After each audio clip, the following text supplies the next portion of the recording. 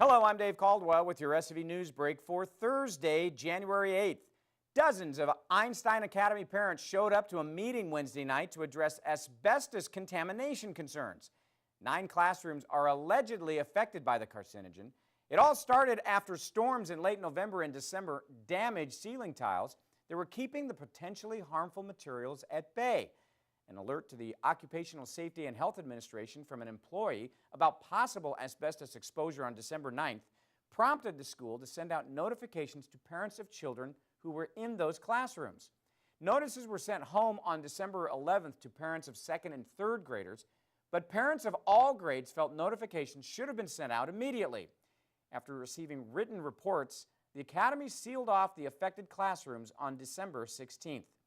Einstein officials say they are now developing an abatement program and a system to train staff should any concerns be raised in the future.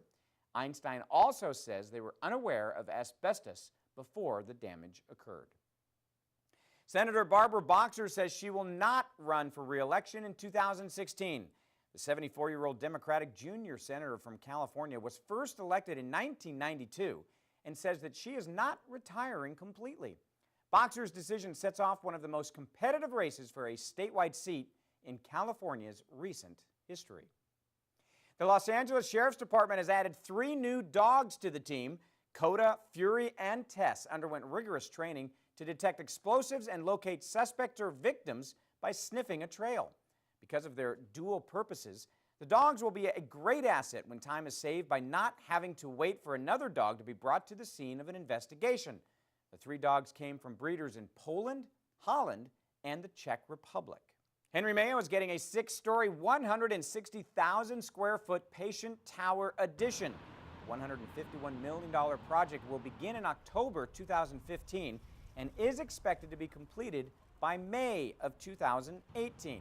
The new building will have a floor for women's services, a floor for patient rooms, a helicopter pad, and a new basement with storage space and a kitchen and dining room for staff and visitors.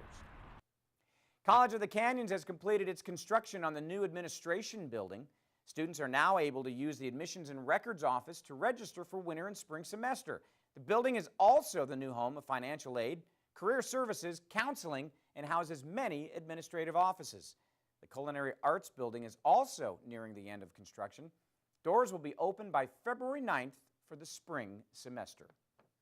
In sports, it was a record-setting night in college basketball Wednesday as the Masters College men's team had a night to remember at Bross Court in the MacArthur Center.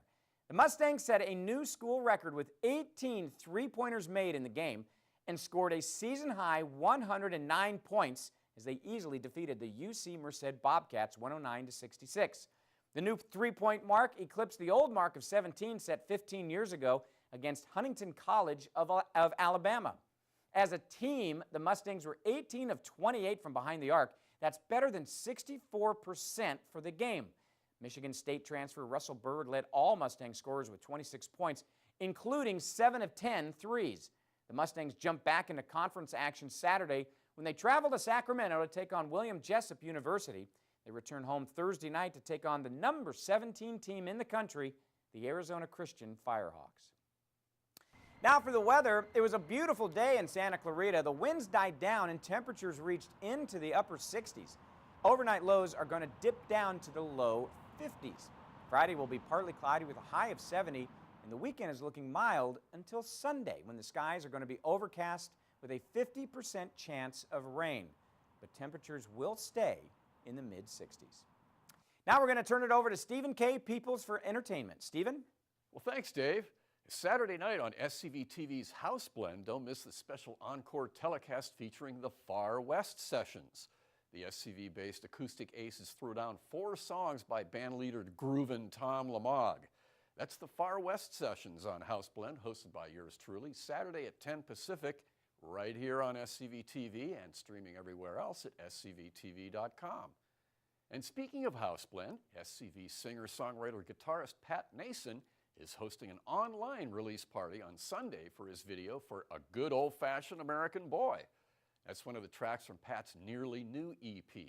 And on Saturday, Nason and his band, The Regular Crew, are going to tape an edition of House Blend that's going to air later on in the spring. Meanwhile, check out the Pat Nason Facebook page for the link to Sunday's online party.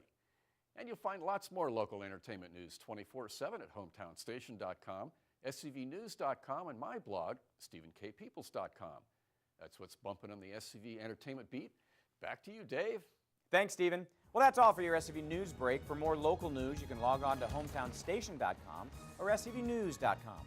Thanks for watching. I'm Dave Caldwell.